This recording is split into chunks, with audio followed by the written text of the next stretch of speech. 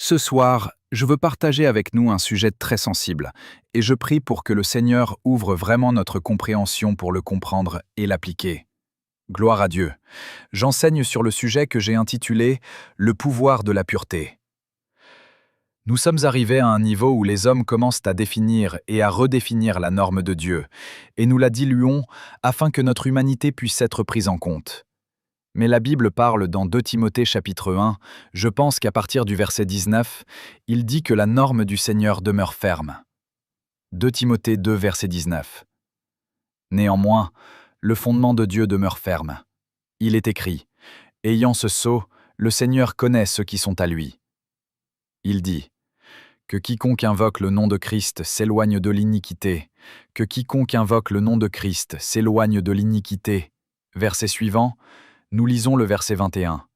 Il dit « Or, dans une grande maison, il n'y a pas seulement des vases d'or et d'argent, mais aussi de bois et de terre. » Et il dit « Les uns sont pour honorer, les autres pour déshonorer. » Ce passage nous révèle que la raison pour laquelle la puissance du témoignage de notre foi chrétienne semble diminuer est que le sujet et la vertu de pureté ont été minés. Ainsi, même si vous trouvez une église où les hommes ne commandent pas l'honneur de Dieu, c'est l'une des raisons pour lesquelles il a dit « Si un homme donc, et c'est là mon principal objectif, si donc quelqu'un se purifie de ces choses, il nous a dit quelles sont ces choses. » Si vous lisez les versets précédents, cela concerne des problèmes qui souillent. Si un homme se purifie de ces choses, il dit qu'il sera un vase d'honneur, sanctifié et un aliment pour l'usage du maître, et préparé pour toute bonne œuvre. Nous sommes arrivés à un point où tout ce que nous avons, ce sont des histoires de ce que les patriarches d'autrefois ont fait. La question est, pourquoi est-il devenu difficile pour nous de manifester Dieu? Vous savez, je n'arrêtais pas de me demander. Je dis que les médias sont une bénédiction parce qu'ils amplifient ce que Dieu fait. Mais les médias sont devenus un coup pour notre génération parce que nous avons appris à pirater le système, à gagner une popularité à bon marché, à obtenir une influence à bon marché, à rassembler des multitudes. Mais vous ne pouvez pas trouver le témoignage des pères. Et ce que je partage avec vous ici, je suis inclus parce que c'est un fardeau que je partage. Au jour des pères, lorsque vous voyez des multitudes se rassembler, les choses que Dieu fera, à la fois pendant la réunion et après, dureront parfois des décennies. Des miracles notables et inexplicables que l'on ne peut nier aux transformations. Vous rencontrez des gens, vous savez simplement qu'un territoire est visité. Toutes sortes de personnes s'enflamment soudainement pour Dieu, courant pour faire avancer le royaume vers des réformes sur le territoire. Parce que lorsqu'ils visitaient le pays, s'ils parlaient aux dirigeants, ils constataient un changement. Les dirigeants redresseront leur rôle, réorganiseront leurs démarches, ce qui entraînera une transformation territoriale.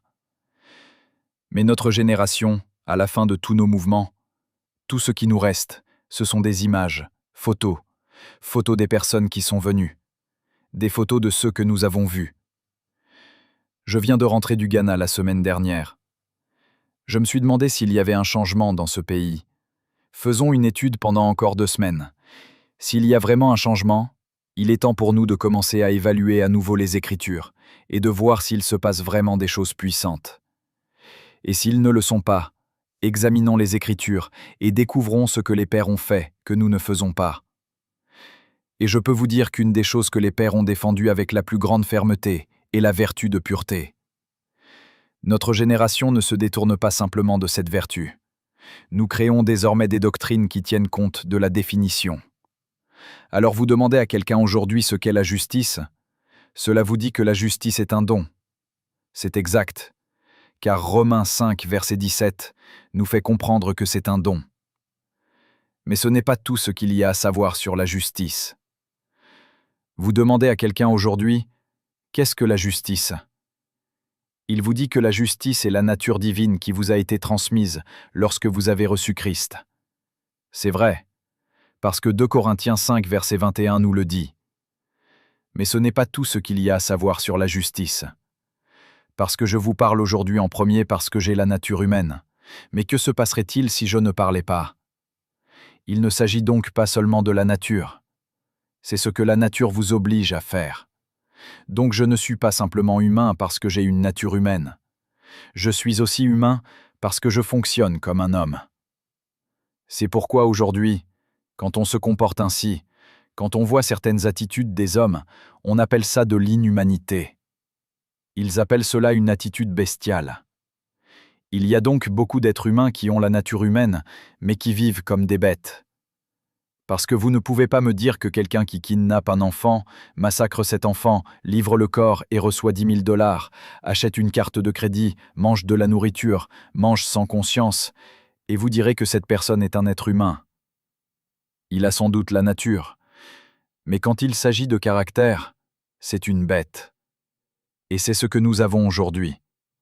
Même dans le christianisme, le don de la justice est vrai, la nature de la justice est vraie, mais le caractère de la justice est tiré par les cheveux. Et la Bible nous l'a dit dans 1 Jean chapitre 3, versets 7 et verset 9.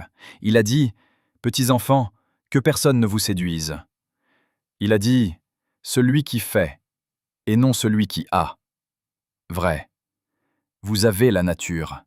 Mais il dit « Celui qui pratique la justice, c'est celui-là qui est juste, et c'est celui-là qui peut prétendre être l'enfant de Dieu. » Il a dit que c'est par leur audace que les enfants de Dieu sont séparés des enfants du diable.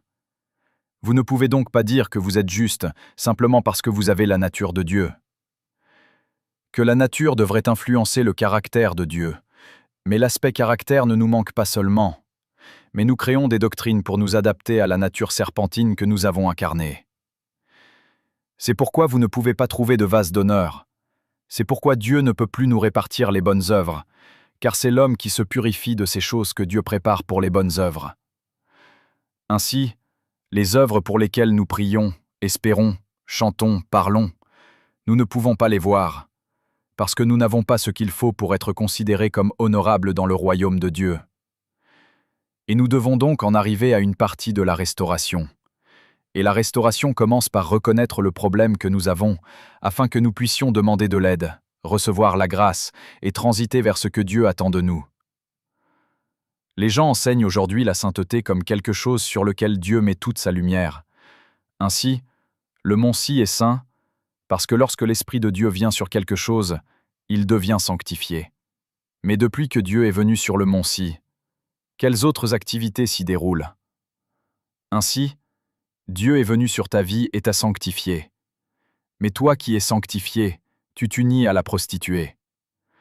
Alors, êtes-vous sanctifié en vous mentant à vous-même? Vous êtes saint parce que vous êtes mis à part pour Dieu. Comment pouvez-vous maintenant porter la maison de Dieu et la combiner avec les haro? Paul dit que quiconque s'unit au Seigneur est un seul esprit avec lui. Il dit que vous ne devriez pas joindre la maison de Dieu à un halo.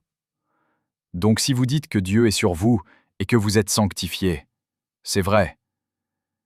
Mais vivez-vous sanctifié? C'est pourquoi de nombreuses dimensions de Dieu que nous pouvons parfaitement extérioriser à partir des Écritures, mais que nous ne pouvons pas manifester parce qu'elles sont au-delà de l'existence. Il faut construire une vie pour la soutenir. Et si vous lisez cette Écriture, elle ne dit pas seulement si Dieu purge l'homme, il est dit que si l'homme se purge. Il y a donc un endroit où le Saint-Esprit vous sanctifie, et il y a un endroit où vous aussi devez déployer la grâce pour vivre sanctifié. Si un homme se purifie, dans 1 Corinthiens 9, verset 27, Paul dit « Je frappe mon corps ». Paul dit « Je frappe mon corps, je frappe mon corps. Je le tiens assujetti. Je frappe mon corps, je le tiens assujetti. » Une génération doit se réveiller et se battre pour la pureté. Nous vivons dans un monde de souillure. Et malheureusement, la plupart d'entre nous ont rejoint ce défilé. Dans 2 Corinthiens 6, verset 17, il dit « Sortez du milieu d'eux ». Il dit « Ne touchez pas à ce qui est impur ». Il a dit « Ceux qui portent les vases de Dieu doivent être purs ». Nous finirons par élaborer des stratégies et nous ridiculiser si nous ne payons pas le prix pour construire et cultiver la pureté.